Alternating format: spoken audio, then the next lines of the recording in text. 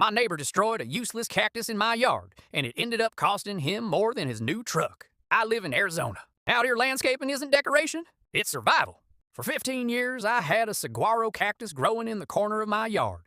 It wasn't towering yet, but it was healthy, strong, steady, patient, the kind of plant that doesn't rush. It just grows quietly for decades. If you don't know much about saguaros, here's what matters. They're protected by state law. You can't remove one, even on your own property, without permits, inspections, and approval. Cutting one down illegally can lead to massive fines. Most locals know that.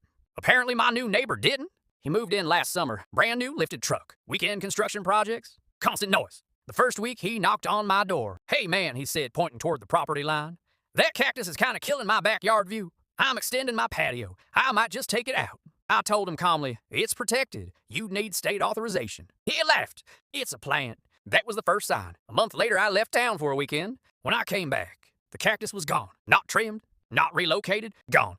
All that was left was a raw, jagged stump in torn soil, like something had been ripped out in a hurry. I just stood there for a long time, because I hadn't planted that cactus alone. My dad and I dug that hole together 15 years ago. It was one of the last projects we worked on before his health started failing.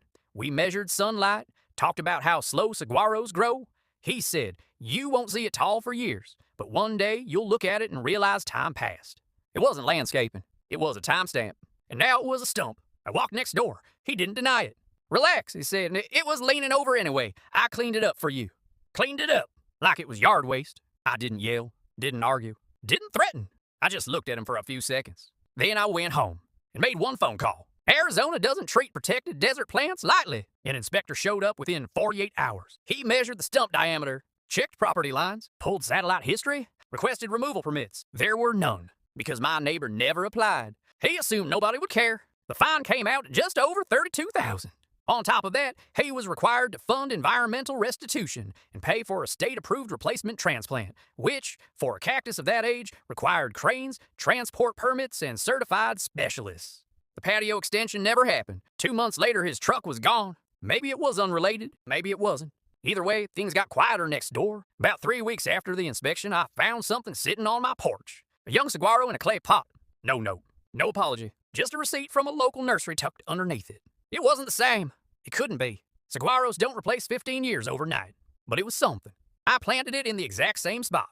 Not as revenge, not as victory, just as continuity. Because some things aren't just plants. Some things grow slowly. Some things carry memory. And some people only learn the value of something after they've cut it down. So what do you think? Should I have warned him again? Or do some lessons only stick when they're expensive?